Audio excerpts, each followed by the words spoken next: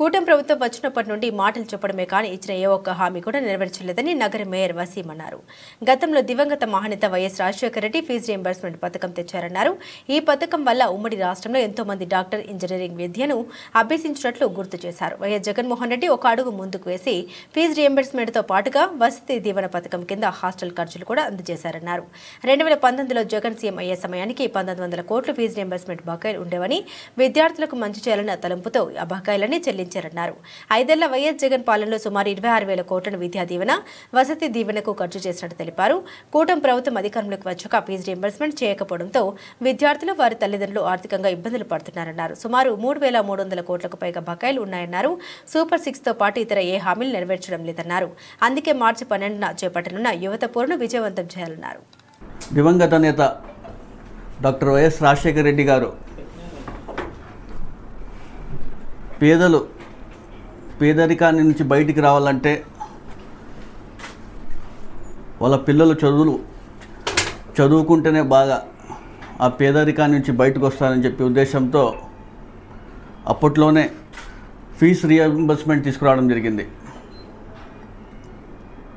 ఈరోజు ప్రపంచవ్యాప్తంగా డాక్టర్లు కానివ్వండి, ఇంజనీర్స్ కానివ్వండి, సైంటిస్టులు కానివ్వండి, ఉన్నత చదువులు చదువుకొని ఉన్నత స్థాయిలో ఉన్నారంటే కూడా డాక్టర్ వైఎస్ రాజశేఖర రెడ్డి గారికే సాధ్యమైంది. ఆయనతోనే ఈరోజు ఎంతోమంది విద్యార్థులు ఒక మంచి స్థానాల్లో ఉన్నారు కూడా మీ అందరికీ తెలియజేస్తున్నాను. చంద్రబాబు నాయుడు గారు అధికారంలోకి వచ్చారు. ఆయన వచ్చిన తర్వాత ఏ విధంగా ఫీజు రీయింబర్స్మెంట్కి తూట్లు పొడిచారు కూడా ఒకసారి మీ అందరూ గమనించాలి. ఫీజు రీయింబర్స్మెంట్ రాకోకున్నట్లు చేసిన చరిత్రలో ఎవరున్నారో అంటూ కూడా చంద్రబాబు నాయుడు గారిని కూడా మీ అందరికీ తెలియజేస్తున్నాను. అదేవిధంగా అప్పట్లో జగన్మోహన్ రెడ్డి గారు ప్రతిపక్ష నేతగా ఉండి ఆయన సుదీర్ఘ పాదయాత్రలో ప్రజల కష్టాలు చూశారు, యువత కష్టాలు చూశారు, విద్యార్థుల కష్టాలు చూశారు, నిరుద్యోగుల కష్టాలు కూడా చూసి ఆ రోజు నేను అధికారంలోకి వస్తే మీ కష్టాలన్నీ ఖచ్చితంగా నేను తీరుస్తానని చెప్పి ఆ రోజు మాట ఇవ్వడం జరిగింది. ఏ విధంగా అయితే ఆయన చెప్పిన మాట మేరకు అధికారంలోకి వచ్చారు. 2019లో ఆయన అధికారంలో రాగానే ఫీజు రీయింబర్స్మెంట్, విద్యా దీవెన అనే పేరుతో, అదేవిధంగా Vasathi Deevena, boarding and lodging కూడా వసతులు కల్పించాలా, వాళ్ళకి ఏ విధమైన ఇబ్బంది ఉండకూడదని చెప్పే ఉద్దేశంతో ప్రతి 3 మంత్స్కి ఒకసారి క్రమం తప్పకుండా తల్లుల ఖాతాలో జమ చేసిన ఘనత గొప్ప నాయకుడు ఎవరు ఉన్నారంటూ కూడా వైఎస్ జగన్మోహన్ రెడ్డి గారు. దేశంలోనే స్కూల్స్ని ఏ విధంగా మార్పులు చేసినారు, ఒక డ్రాస్టిక్ చేంజ్ తీసుకొచ్చిన దేశంలోనే ఏకైక నాయకుడు ఎవరు ఉన్నారంటూ కూడా వైఎస్ జగన్మోహన్ రెడ్డి గారు. నాడు నేడు కింద ఏ విధంగా స్కూల్స్ని, కార్పొరేట్ స్కూల్స్ని ధీటుగా తీర్చిదిద్దిన నాయకుడు ఎవరు ఉన్నట్టు కూడా వైఎస్ జగన్మోహన్ రెడ్డి గారు. ఇంగ్లీష్ మీడియం తీసుకురావడం కానివ్వండి, 3rd క్లాస్ నుంచే సబ్జెక్ట్ టీచర్ తీసుకురావడం కానివ్వండి, బైలింగ్వల్ టెక్స్ట్ బుక్స్ తీసుకురావడం, ఒకవైపు ఇంగ్లీష్లో ఉంటుంది, మరోవైపు తెలుగులో ఉంటుంది. గతంలో మనం ఎక్కడైనా భారతదేశంలో ఇలాంటివి చూసామా?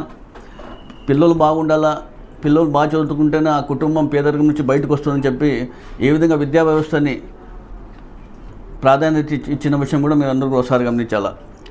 డిజిటలైజ్డ్ క్లాస్ రూమ్స్ చేయడం కానివ్వండి, ప్రతి ఒక్క క్లాస్ రూమ్లో ఐఎఫ్పి ప్యానల్స్ ఏర్పాటు చేయడం ఎక్కడ చూసిండాం. కార్పొరేట్ స్కూల్స్లో కూడా ఐఎఫ్పి ప్యానల్స్ ఏర్పాటు చేసిన విషయం మనం ఎప్పుడు చూడలేదు. జగన్మోహన్ రెడ్డి గారు అంత ప్రాధాన్యత చదువుకి ఇచ్చిన విషయం కూడా ఒకసారి గమనించాలా. కానీ కూటమి ప్రభుత్వం అధికారంలోకి వచ్చి ఇప్పటికి దాదాపు 9 నెలలు అవుతోంది. ప్రతి ఒక్కటి కూడా మేము హామీలన్నీ సూపర్ 6 అని చెప్పి అనేక హామీలు ఇవ్వడం జరిగింది ముందు. కానీ అధికారంలోకి వచ్చిన తర్వాత ఏ ఒక్క హామీని నెరవేర్చకపోవడం, కేవలం మాటలు చెప్పుకుంటా ఇప్పటికే 1 సంవత్సరం గడిపేశారు. కేవలం ఒక్క ఫీజు రీయింబర్స్మెంటే, పిల్లల ఉన్నత చదువుల కోసం ఫీజు రీయింబర్స్మెంట్ ఇప్పటి వరకు చెల్లించకపోవడంతో ఏ విధంగా విద్యార్థులు కానివ్వండి, వాళ్ళ తల్లిదండ్రులు ఏ విధంగా ఇబ్బంది పడుతున్నారు కూడా ఓసారి మనం క్షేత్రస్థాయిలో వచ్చి చూస్తే కూడా ఒకసారి అర్థమవుతుంది. మరీ ముఖ్యంగా చాలామంది విద్యార్థులు అయితే కూడా కాలేజెస్ మానేసి పనులకు పోయే విషయాన్ని కూడా మీ అందరి దృష్టికి తీసుకొస్తున్నాను. దాదాపుగా రాష్ట్ర వ్యాప్తంగా చూసుకుంటే కూడా 11 లక్షల మందికి విద్యార్థులు ఈ ఫీజు రియంబర్స్మెంట్తో ఏ విధంగా ఇబ్బంది పడుతున్నారు కూడా ఒకసారి కూటమి ప్రభుత్వం నాయకులు చంద్రబాబు నాయుడు గారు కానివ్వండి, డిప్యూటీ సీఎం పవన్ కళ్యాణ్ గారు కానివ్వండి, నారా లోకేష్ గారు ఒకసారి గమనించాలని కోరుతున్నాను. ప్రభుత్వం రాకముందు హామీ ఇవ్వడం జరిగింది. ఆయన నిరుద్యోగ భృతి ఇస్తామని చెప్పి నెలకు 3,000 రూపాయలు ఇస్తామని చెప్పారు. అధికారంలోకి వచ్చి మీరు 9 నెలలు అవుతోంది.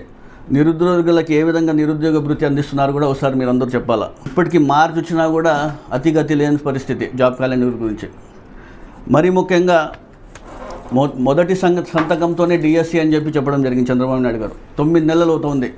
ఇప్పటి కూడా అది కూడా అతిగతి లేని విషయం కూడా మీరు ఒకసారి. ఇవన్నీ కేవలం మాటలు చెప్తున్నారు తప్ప వీళ్ళందరూ కూడా మాటలు చెప్పి ఏదో కాలం గడుపుతున్నారు. దాదాపుగా 9 నెలలు అవుతోంది. సూపర్ 6 హామీలు అంటారు, నిరుద్యోగ భృతి అంటారు, ఫీజు రియంబర్స్మెంట్ ఇచ్చేస్తామంటారు, అమ్మఒడి పడిపోతుందంటారు. అనేక హామీలు ఇచ్చి కూడా అధికారంలోకి వచ్చిన తర్వాత ఏ విధంగా ప్రజలు ఇబ్బంది పడుతున్నారు, ఏ విధంగా సమస్యలు క్షేత్రస్థాయిలో ఉన్నాయి కూడా మీరు అందరూ ఒకసారి గమనించాలి. మార్చి 12వ తారీఖున వైఎస్ఆర్సీపీ ఆవిర్భావ దినోత్సవం నాడున జెడ్పీ కార్యాలయం నుంచి పెద్ద ఎత్తున జిల్లా వ్యాప్తంగా ఇప్పటికే జగన్మోహన్ రెడ్డి గారు పిలుపునిచ్చారు. అదేవిధంగా అనంత వెంకటరామరెడ్డి గారి ఆధ్వర్యంలో జెడ్పీ కార్యాలయం నుంచి వైఎస్ఆర్ విగ్రహానికి పూలమాలలు వేసి మొత్తం జిల్లా వ్యాప్తం నుంచి యువత కానివ్వండి, విద్యార్థులు కానివ్వండి, వాళ్ళ తల్లిదండ్రులు కానివ్వండి, వైఎస్ఆర్సీపీ నాయకులు కానివ్వండి, కుటుంబ సభ్యులు కానివ్వండి, వైఎస్ఆర్సీపీ ప్రతి ఒక్కరు కూడా ప్రజాప్రతినిధులు కానివ్వండి, ప్రతి ఒక్కరు పాల్గొని, కార్యకర్తలు కానివ్వండి, ప్రతి ఒక్కరు పాల్గొని సంగమేశ్వర సర్కిల్ నుంచి కలెక్టరేట్ వరకు వెళ్ళి అక్కడ కలెక్టర్ గారికి మన రిప్రజెంటేషన్ కూడా అందరూ అందించడం జరుగుతుంది ఈ సమస్యలపైన. ఈ కార్యక్రమాన్ని పెద్ద ఎత్తున నేను చెప్పిన వాళ్ళందరూ కూడా పెద్ద ఎత్తున పాల్గొని ఈ కార్యక్రమానికి పెద్ద ఎత్తున విజయవంతం చేయాల్సిందిగా కోరుకుంటూ